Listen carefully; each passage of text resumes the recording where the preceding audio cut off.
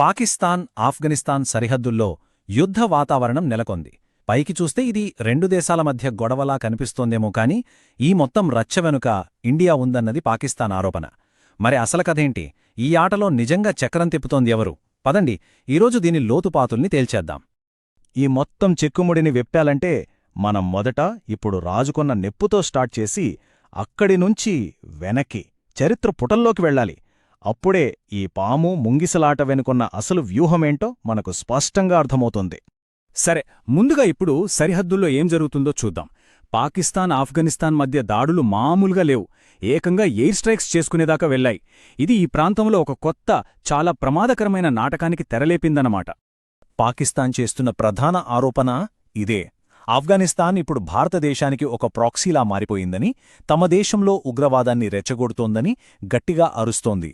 మరి ఇది నిజమేనా, లేకపోతే తమ వైఫల్యాలను కప్పిపుచ్చుకోవడానికి పాకిస్తాన్ ఆడుతున్న డ్రామానా? ఈ విశ్లేషణలో అసలు నిజాలేంటా తేల్చేద్దాం. ఈరోజు రగులుతున్న నిప్పును అర్థం చేసుకోవాలంటే మనం దాని మూలాలలోకి వెళ్ళాలి. అంటే 100 సంవత్సరాల క్రితం రక్తంతో గీసిన ఒక సరిహద్దు రేఖ దగ్గరికి ప్రయాణించాలి. ఈ మొత్తం కథకు బీజం పడింది అక్కడే. ఈ టైంలైన్ చూస్తే అసలు కథ మన కళ్ల ముందు కదలాడుతుంది. 1893లో బ్రిటిష్ వాళ్లు ఒకే జాతి ప్రజల్ని, పష్తూన్లను 2 దేశాలుగా విడగొడుతూ డ్యూరాండ్ లైన్ గీశారు. ఆ తర్వాత 1947లో పాకిస్తాన్ ఏర్పడినప్పుడు ఐక్యరాజ్యసమితిలో దాన్ని వ్యతిరేకించిన ఏకైక దేశం ఆఫ్ఘనిస్తాన్. ఇక సోవియట్ యుద్ధం ఈ ప్రాంతాన్ని రావణకాష్టంలా మార్చేసింది. ఆ గాయాలు ఇంకా పచ్చిగానే ఉన్నాయి. ఇప్పుడు అసలు సిసలైన ఫ్రాంకెన్స్టైన్ కథలోకి అడుగు పెడదాం. పాకిస్తాన్ తన స్ట్రాటజిక్ డెప్త్ కోసం కంట్రోల్ లేని శక్తులను ఎలా సృష్టించిందో చూద్దాం. పాలుపోసి పెంచిన పాము పెంచిన వాళ్లనే కాటేస్తుందని పాపం వీళ్లకప్పుడు తెలియలేదు. సోవియట్ ఆఫ్ఘన్ యుద్ధం పాకిస్తాన్కు ఒక గోల్డెన్ ఆపర్చునిటీలా దొరికింది. అమెరికా CIA ఇచ్చిన డబ్బులతో తమ సరిహద్దు ప్రాంతాలను టెర్రరిస్ట్ ఫ్యాక్టరీలుగా మార్చేసింది. ఇప్పుడు మీరు ఈ స్లైడ్లో చూస్తున్న ఈ గ్రూపుల్ అన్నీ సోవియట్ యూనియన్ను, ముఖ్యంగా ఇండియాను ఎదుర్కోవడానికి పాకిస్తాన్ తయారుచేసిన ఆయుధాలే. ఒక దేశ మాజీ అధ్యక్షుడు స్వయంగా ఒప్పుకున్న మాటలివి. ఉగ్రవాదాన్ని ఒక ప్రభుత్వ విధానంగా ఎలా ఉపయోగించుకున్నారో ఇంతకంటే స్పష్టంగా ఎవరూ చెప్పలేరు. వాళ్లను మా హీరోలు అని ఎంత గర్వంగా చెప్పుకున్నారో చూడండి. వాళ్ల ద్వంద్వ వైఖరికి ఇదే నిలువుటద్దం. ఈ సంభాషణతో మొత్తం కథ మొలుపు తిరిగింది. పాకిస్తాన్ సృష్టించుకున్న ఆస్తులు వారికే యమపాశంగా మారిన క్షణమది. సొంత ప్రజలు చనిపోతుంటే అది కేవలం అనుకోని నష్టం అంట. ఇంతకంటే దారుణం ఇంకేమైనా ఉంటుందా?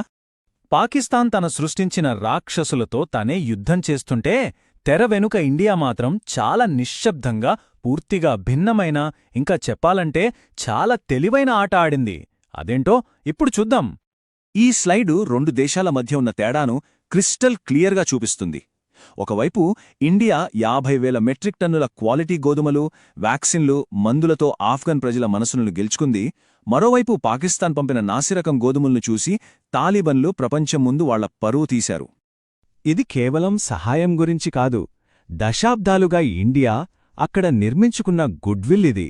పాకిస్తాన్ తాలిబాన్ నాయకత్వంతో గొడవలు పడుతుంటే ఇండియా నేరుగా ఆఫ్ఘాన్ ప్రజలతో తన బంధాన్ని ఇంకా బలపరుచుకుంది.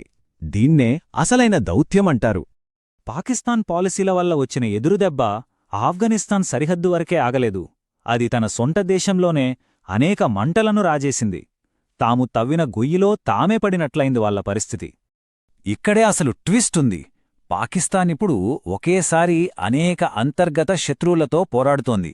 ఒకప్పుడు తమ ఆయుధమైన టీటీపీ ఇప్పుడు వాళ్లమీదే యుద్ధం చేస్తోంది. బలూచిస్తాన్ వేర్పాటువాదులు BLA దాడులతో బెంబేలెత్తిస్తున్నారు. సింధుదేశ్, POKలలో స్వాతంత్ర్య నిరసనలు ఆకాశాన్నంటున్నాయి. ఈ సంఖ్య 102 కేవలం ఒక నంబర్ కాదు. బలోచ్ లిబరేషన్ ఆర్మీ ఒకే ఒక ఆపరేషన్లో చంపేసినట్లు ప్రకటించిన పాకిస్తానీ సైనికుల సంఖ్య ఇది. పాకిస్తాన్ సైన్యం తన సొంత గడ్డపై ఎంత బలహీనపడిందో చెప్పటానికి ఇదొక ఉదాహరణ. ఇది 1 కిలో టొమోటాల ధర పాకిస్తానీ రూపాయలలో. ఇది అక్కడి సామాన్య పౌరుడు ఎదుర్కొంటున్న భయంకరమైన ఆర్థిక సంక్షోభానికి నిదర్శనం. ఒక దేశ ప్రధాని స్వయంగా ఇలాంటి నిస్సహాయతను వ్యక్తం చేస్తున్నారంటే ఆ దేశం ఎంత పెద్ద ఆర్థిక సంక్షోభంలో ఉందో అర్థం చేసుకోవచ్చు. ఐఎంఎఫ్ లోన్ల కోసం, అంతర్జాతీయ భిక్ష కోసం ఎదురుచూస్తున్న ఒక అణుశక్తి దేశం యొక్క దయనీయమైన చిత్రమిది. సరే, ఇప్పటివరకు చూసిన ముక్కలన్నింటినీ ఒకచోట చేర్చి చూస్తే ఈ ప్రాంతంలో రాజకీయ చదరంగం ఎలా పూర్తిగా మారిపోయిందో మనకు స్పష్టంగా కనిపిస్తుంది. ఆట చివరి అంకానికి చేరుకుంది. దీన్నే అసలైన వ్యూహాత్మక విజయమంటారు. ఇండియా ఒక్క తోట కూడా పేల్చకుండా పాకిస్తాన్ను దాని సొంత సృష్టులతోనే చిక్కుకుపోయేలా చేసింది. అదే సమయంలో నిశ్శబ్దంగా సాఫ్ట్ పవర్తో, దౌత్యంతో తన ప్రభావాన్ని పెంచుకుని గేమ్ గెలిచింది. ఈ ఒక్క చిత్రం 1000 మాటలతో సమానం. నిన్నటి వరకు తమ ఆస్తిగా చూసుకున్న తాలిబన్లను ఈరోజు తమ బద్ధ శత్రువైన ఇండియా ప్రాక్సీ అని పాకిస్తాన్ ఏడుస్తోంది. కాలం ఎలా మారిపోయిందో చూడండి. దీన్నే ఇంగ్లీష్లో how the tables have turned అంటారు. అయితే ఈ కథలో ఇంకా ఒక పెద్ద రహస్యం మిగిలే ఉంది. భారత రా మరియు తాలిబన్ల మధ్య తెర వెనక ఏం జరిగింది? వాళ్ల మధ్య జరిగిన రహస్య చర్చల్లో ఏ విషయాలు మాట్లాడారు? ఆ ఒప్పందాలు ఈ ప్రాంత భవిష్యత్తుని ఎలా మార్చబోతున్నాయి? ఇది మనం ఆలోచించాల్సిన చాలా ముఖ్యమైన ప్రశ్న. ఒక దేశం కొన్ని దశాబ్దాల పాటు ఎంతో ప్రేమగా పెంచి పోషించిన శక్తులే ఇప్పుడు దాని మీదకే తిరగబడితే పరిస్థితి ఎలా ఉంటుంది? ప్రస్తుతం పాకిస్తాన్ సరిగ్గా ఇదే ఎదుర్కొంటోంది. ఒకప్పుడు ప్రాణ స్నేహితుల్లో ఉన్న ఆఫ్ఘనిస్తాన్తో ఇప్పుడు ఏకంగా ఓపెన్ వార్కి దిగింది. పాకిస్తాన్ వేసిన ఎత్తుగడలు వాళ్లకే ఎలా రివర్స్ అయ్యాయో, వాళ్లు పెంచిన పామే ఇప్పుడు వాళ్లని ఎలా కాటేస్తోందో ఈరోజు విశ్లేషణలో చూద్దాం. సరే, ఈ మొత్తం కథను క్లియర్గా అర్థం చేసుకోవాలంటే మనం 4 ముఖ్యమైన విషయాలు చూడాలి. ఫస్ట్, ఇప్పుడు జరుగుతున్న ఈ విచిత్రమైన యుద్ధమేంటి? తరువాత, ఈ గొడవకు కారణమైన ఆ మ్యాపు మీద గీత కథేంటి? మూడోది, పాకిస్తాన్ ఉగ్రవాదుల ఫ్యాక్టరీని ఎలా నడిపింది? ఇక చివరగా వీటన్నింటి వల్ల ఇప్పుడు ఎలాంటి దెబ్బ ఎదుర్కొంటోందో చర్చిద్దాం. ఓకే, మొదటి భాగం, ఒక విచిత్రమైన యుద్ధం. అసలు ఇప్పుడు పాకిస్తాన్ ఆఫ్ఘనిస్తాన్ సరిహద్దులో ఏం జరుగుతోందో ఆ గందరగోళంతోనే మన విశ్లేషణ మొదలుపెడదాం. పరిస్థితి ఎంత సీరియస్గా ఉందో చెప్పడానికి పాకిస్తాన్ రక్షణ మంత్రి ఇచ్చిన ఈ స్టేట్మెంటు ఒక్కటి చాలు. ఇది ఓపెన్ వార్, ఇక మీదట డమడమ మస్త్ కలందర్ చూస్తారు అంటున్నారు. అదో ఫేమస్ సూఫీ పాట. కాని ఇక్కడ దాని అర్థం ఇక మాటల్లేవు, యాక్షనే అన్నట్టుగా వార్నింగ్ ఇస్తున్నారన్నమాట. ఇక యుద్ధంలో ఎవరు ఏం చెప్తున్నారో చూస్తే తల తిరిగిపోతుంది. పాకిస్తాన్ ఏమో ఆఫ్ఘనిస్తాన్ ఇప్పుడు ఇండియాకి ఒక కాలనీ అయిపోయింది, ఇండియానే మా మీద దాడులు చేయిస్తోందని ఏడుస్తోంది. ఇంకోవైపు తాలిబాన్లేమో మేమ్మీ 40 సైనిక పోస్టుల్ని స్వాధీనం చేసుకున్నాం, 130 మంది సైనికుల్ని చంపేశాం అని కాలర్ ఎగరేసి చెప్తున్నారు. అంటే రెండు వైపుల మాటలు చూస్తుంటే ఒకరి మీద ఒకరికి ఎంత పగ ఉందో అర్థమవుతోంది. ఇక్కడే మనకు ఒక పెద్ద ప్రశ్న వస్తుంది. కొన్ని దశాబ్దాల పాటు భాయ్ భాయ్ అనుకున్న ఈ రెండు దేశాలు ఇప్పుడు ఇలా రోడ్డున పడి కొట్టుకునేంతగా ఎలా మారాయి? ఈ సమస్య ఈరోజు పుట్టింది కాదు, దీని మూలాలు చరిత్రలో చాలా లోతుగా పాతుకుపోయున్నాయి. రెండవ భాగం, మ్యాప్పై ఒక గీత. ఈ మొత్తం వివాదానికి అసలు కారణం 100 సంవత్సరాల క్రితం ఎవరో తమ స్వార్థం కోసం మ్యాప్ మీద గీసిన ఒకే ఒక గీత, డ్యురాండ్ లైన్. ఈ పేరే ఈ గొడవకు సెంటర్ పాయింట్. బ్రిటిష్ వాళ్లు రష్యాని ఆపడానికి మ్యాప్ మీద ఓ గీత గీశారు. కాని ఆ గీత భూమిని కాదు, ఒకే భాష ఒకే సంస్కృతి ఉన్న పష్తూన్ జాతిని 2 దేశాలుగా విడగొట్టింది. అందుకే ఆఫ్ఘనిస్తాన్ ఆ గీతను ఈరోజుకి ఒప్పుకోదు. అసలు సమస్యకు పునాది ఇదే. ఈ టైంలైన్ చూస్తే వాళ్ల మధ్య గొడవ ఎంత పాతదో అర్థమవుతుంది. 1893లో గీత గీశారు. 1947లో పాకిస్తాన్ పుట్టినప్పుడు ఐక్యరాజ్యసమితిలో దానికి వ్యతిరేకంగా ఓటు వేసిన ఏకైక దేశం ఆఫ్ఘనిస్తాన్.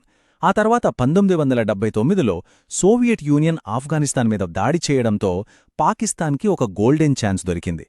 మూడవ భాగం, ఉగ్రవాదుల ఫ్యాక్టరీ. సోవియట్ దండయాత్రను అవకాశంగా మార్చుకొని పాకిస్తాన్ తన సొంత లాభం కోసం ఉగ్రవాద గ్రూపులను ఒక ఫ్యాక్టరీలా ఎలా తయారుచేసిందో ఇప్పుడు చూద్దాం. 1980లలో పాకిస్తాన్ ఇంటెలిజెన్స్ ఏజెన్సీ ఐఎస్ఐ ఒక చాలా ప్రమాదకరమైన ఆట మొదలుపెట్టింది. అమెరికా నుంచి డబ్బులు, ఆయుధాలు తీసుకుని ఆఫ్ఘనిస్తాన్లో రష్యాతో పోరాడటానికి ముజాహిదీన్ లాంటి గ్రూపులకు వాళ్ల సొంత దేశంలోనే ట్రైనింగ్ ఇవ్వడం మొదలుపెట్టింది. అప్పుడే పాకిస్తాన్ ప్రపంచ ఉగ్రవాదానికి ఒక అడ్డాగా మారింది. ఇంత రిస్క్ తీసుకోవడం వెనుక పాకిస్తాన్కు 3 క్లియర్ ప్లాన్స్ ఉన్నాయి. 1, రష్యాని ఎలాగైనా ఆపాలి. 2, ఆఫ్ఘనిస్తాన్లో తమ మాట వినే ఒక కీలుబొమ్మ ప్రభుత్వాన్ని పెట్టాలి. ఇక 3, అన్నిటికన్నా ముఖ్యమైంది, తమ చిరకాల శత్రు అయిన ఇండియాకు వ్యతిరేకంగా ఆఫ్ఘనిస్తాన్ ఒక బేస్గా వాడుకోవాలి. దీన్నే వాళ్ళు స్ట్రాటజిక్ డెప్త్ అని స్టైల్గా చెప్పుకుంటారు. పాకిస్తాన్ వాళ్లనే ఎంతలా ఓన్ చేసుకుందంటే, ఒక మాజీ అధికారి ఏకంగా వాళ్లు మా హీరోలు, మేమే తాలిబాన్లకు ట్రైనింగ్ ఇచ్చాం, ఆయుధాలిచ్చాం అని ఒప్పుకున్నాడు. అంటే ఆలోచించండి, Mullah Omar, Osama bin Laden లాంటి వాళ్లను కూడా వాళ్లు తమ ఆస్తిగా, హీరోలుగా చూశారన్నమాట. 4వ భాగం, తప్పనిసరి ఎదురు దెబ్బ. ఇప్పుడు అసలు కథ ఇక్కడే ఉంది. విత్తనం వేసినవాడే గదా పండు తినాలి. పాకిస్తాన్ నాటిన ఉగ్రవాద విషవృక్షం ఇప్పుడు దానికి ఎలాంటి చేదు ఫలాలనిస్తోందో చూద్దాం. 9/11 దాడులతో పాకిస్తాన్ ప్లాన్ మొత్తం తలకిందులైంది. అమెరికా వచ్చి ఒకే మాట చెప్పింది, మాతో ఉంటారా, టెర్రరిస్టులతో ఉంటారా అని. దీంతో పాకిస్తాన్కు భయంతో ఏం చేయాలో తెలియక ఇన్నాళ్లూ పెంచి పోషించిన గ్రూపుల మీదే దాడులు మొదలుపెట్టింది. ఈ ద్రోహంతో ఆ ఉగ్రవాదులకు పిచ్చెక్కిపోయింది. మమ్మల్నే మోసం చేస్తారా అని వాళ్లని సృష్టించిన పాకిస్తాన్పైనే పగబట్టారు. అలా పుట్టిందే తహ్రీక్-ఎ-తాలిబాన్ పాకిస్తాన్, అదే టీటీపీ. దీన్నే స్ట్రాటజిక్ బ్లోబ్యాక్ అంటారు. మన పెద్దలు ఊరికే చెప్పలేదు, పాలుపోసి పెంచిన పామైనా పడగ విప్పి కాటేస్తుందని. పాకిస్తాన్ తయారు చేసిన భూతమే ఇప్పుడు వాళ్ల ఇంటి తలుపు తడుతోంది. ఈ దెబ్బ అనేది కేవలం మాటల్లో కాదు, లెక్కల్లో చూస్తే ఇంకా భయమేస్తోంది. 2020 తర్వాత బలూచిస్తాన్లో దాడులు 4 రెట్లు పెరిగాయి. టీటీపీ చేసే హింసలో 85% పాకిస్తాన్ సొంత రాష్ట్రాలైన ఖైబర్ పఖ్తూన్ఖ్వా, బలూచిస్తాన్లోనే జరుగుతోంది. అంటే పాకిస్తాన్ ఇప్పుడు తన సొంత దేశంలోనే ఒక యుద్ధం చేస్తోందన్నమాట. పాకిస్తాన్ 30 ఏళ్లుగా నమ్ముకున్న వ్యూహం ఇప్పుడు దాని కళ్ల ముందే కూలిపోయింది. వాళ్లు ఆస్తి అనుకున్నవాళ్లే ఇప్పుడు వాళ్ల పాలిట అతిపెద్ద శత్రువులయ్యారు. మరి ఇలాంటి పరిస్థితిలో ఆ దేశ భవిష్యత్తును, ఈ ప్రాంతంలో అధికార సమీకరణాలను ఎవరు నిర్ణయిస్తారు? పామును పెంచినవాడే దాని విషానికి బలమవుతాడా? ఇది నిజంగా ఆలోచించాల్సిన విషయం. నమస్కారం. మనం చూస్తున్న ఈ జియోపొలిటికల్ థ్రిల్లర్ ఇప్పుడు క్లైమాక్స్కి వచ్చేసింది. ఈ మొత్తం కథలో ఇండియా ఆడిన అసలైన మైండ్ గేమేంటో చూద్దాం రండి. అసలు ఆలోచించండి, ఒకప్పుడు ప్రాణ స్నేహితుల్లా ఉన్న పాకిస్తాన్, తాలిబన్లు ఇప్పుడెందుకు ఒకరిమీద ఒకడు బాంబులు వేసుకుంటున్నారు? ఈ సీనంతా ఇంత సడన్గా ఎలా మారిపోయింది? అసలీ మొత్తం ఆట వెనుక మన ఇండియా పాత్ర ఏంటి? ఈ మైండ్ గేమ్ను అర్థం చేసుకోవాలంటే ముందు తెర వెనుకేం జరుగుతుందో, ఎలాంటి ఆరోపణలొస్తున్నాయో చూడాలి. చూడండి, పాకిస్తాన్ ఇప్పుడు ఏమని ఏడుస్తోందో తెలుసా? ఆఫ్ఘనిస్తాన్ మొత్తం ఇండియాకి కాలనీ అయిపోయింది అంటోంది. వాళ్ల రక్షణ మంత్రేమో ఈ గొడవంతటికీ కారణం ఇండియాయే అంటున్నాడు. అంతెందుకు, అమెరికా CIA, పాకిస్తాన్ ISI లాంటి పెద్ద పెద్ద ఏజెన్సీలే ఏమని చెప్తున్నాయంటే, పాకిస్తాన్లోని కశ్మీరీ ఉగ్రవాదుల్ని ఏర్పారేయడానికి ఇండియా ఇప్పుడు తాలిబన్లనే వాడుకుంటోందంటున్నారు. అంటే పాకిస్తాన్ పెంచిన పాముతోనే దానికి కాటు వేస్తోందన్నమాట. అదే మన పెద్దలెప్పుడూ చెప్పేది, ముల్లును ముల్లుతోనే తీయాలి. పాకిస్తాన్ ఇన్నాళ్లు మనల్ని ఇబ్బంది పెట్టడానికి టెర్రరిజం అనే ముల్లును వాడింది కదా. ఇప్పుడు ఇండియా అదే తాలిబన్లనే ముల్లుగా మార్చి పాకిస్తాన్ అనే పెద్ద ముల్లును పీకేసే పనిలో పడింది. సరే, అసలు ఈ సిచ్యువేషన్ ఇంతదాకా ఎందుకొచ్చింది? ఈ రివర్స్ గేమ్ని అర్థం చేసుకోవాలంటే మనం కొంచెం వెనక్కి వెళ్ళాలి. పాకిస్తాన్ అసలు ప్లాన్ ఏంటో చూడాలి. చూడండి, కొన్ని దశాబ్దాల పాటు పాకిస్తాన్, ఆఫ్ఘనిస్తాన్లో ఈ ఉగ్రవాద గ్రూపుల్ని పెంచి పోషించింది. ఎందుకు? దీని వెనుకాల 3 మెయిన్ రీజన్స్ ఉన్నాయి. 1, అప్పట్లో సోవియట్ యూనియన్ను ఆపడం కోసం. 2, ఆఫ్ఘనిస్తాన్లో తమకు నచ్చిన, తమ మాట వినే ప్రభుత్వాన్ని పెట్టుకోవడం కోసం. ఇక 3ది చాలా ముఖ్యమైంది, ఇండియాకు వ్యతిరేకంగా మరో ఫ్రంట్ ఓపెన్ చేయడం కోసం. ఇది ఎవరో చెప్పింది కాదు, స్వయంగా పాకిస్తాన్ మాజీ అధ్యక్షుడు పర్వేజ్ ముషారఫే ఒప్పుకున్నాడు. సోవియట్లను తరిమికొట్టడానికి మేమే ఈ మతపరమైన ఉగ్రవాదాన్ని తీసుకొచ్చాం. తాలిబన్లకు ట్రైనింగిచ్చాం, ఆయుధాలిచ్చాం. వాళ్లు మాకు హీరోలు అని ఆయనే చెప్పాడు. ఇంతకన్నా సాక్ష్యమింకేం కావాలి? అయితే ఇక్కడే ఒక చిన్న సమస్య ఉంది. ఒక ప్లాన్కి, ఒక రాక్షసుడికి చాలా తేడా ఉంటుంది. ప్లాన్ని మనం కంట్రోల్ చేయొచ్చు, కానీ మనం తయారు చేసిన రాక్షసుడు మన కంట్రోల్లో ఉండడు. అంతా సవ్యంగానే ఉందనుకుంటున్న టైంలో వచ్చింది ఆ రోజు, సెప్టెంబర్ 11, 2001. ఈ ఒక్క సంఘటనతో మొత్తం సీన్ మారిపోయింది. అప్పుడు అమెరికా పాకిస్తాన్కి ఒకే ఒక్క వార్నింగ్ ఇచ్చింది, మీరు మాతో ఉంటారా లేకపోతే టెర్రరిస్టులతోనా అని తేల్చి చెప్పేసింది. ఇక ప్రపంచ దేశాల నుంచి ఒత్తిడి పెరిగిపోవడంతో పాకిస్తాన్కి వేరే దారి లేకపోయింది. తను పెంచి పోషించిన వాళ్లమీదే దాడి చేయాల్సొచ్చింది. ఇక్కడే అసలు ట్విస్ట్. ఆ రాక్షసుడు తనని సృష్టించినవాడిమీదే తిరగబడ్డాడు. దీన్నే వాళ్ల మాజీ ఐఎస్ఐ చీఫ్ అసద్ దురానిని అడిగితే చాలా సింపుల్గా అది కొలాటరల్ డ్యామేజ్ అని చెప్పేశాడు. చూశారా ఎంత తేలిగ్గా అనేశాడో? సో దాని ఫలితమే ఇది. పాకిస్తానిప్పుడు నలువైపుల నుంచి చిక్కుకుపోయింది. దేశం లోపలేమో టీటీపీ వాళ్లు జిహాద్ అంటున్నారు, బలూచ్ వేర్పాటువాదులతో చేతులు కలిపారు. మరోవైపు ఆర్థిక వ్యవస్థ కుప్పకూలిపోయింది. పీఓకేలో, సింధులో ప్రజలు తిరగబడుతున్నారు. వీటికి తోడు దాదాపు 50 లక్షల మంది ఆఫ్ఘన్ శరణార్థులు. వాళ్లకు ఇదొక పెద్ద తలనొప్పిగా మారింది. సరిగ్గా పాకిస్తాన్ ఇలాంటి గందరగోళంలో ఉన్నప్పుడే ఇండియాకు ఒక గోల్డెన్ ఆపర్చునిటీ కనిపించింది. ఒక్కసారి చూడండి, కేవలం ఒకే ఒక్క సంవత్సరంలో ఎంత మార్పొచ్చిందో. 2021లో ఇండియాకు బద్ధ శత్రువులుగా ఉన్న తాలిబన్లు 2022 వచ్చేసరికి పాకిస్తాన్ను తిడుతూ ఇండియాను పొగడటం మొదలుపెట్టారు. ఒకప్పుడు తాలిబన్ ప్రభుత్వాన్ని గుర్తించం అన్న ఇండియా ఇప్పుడు వాళ్లకి సాయం పంపుతోంది.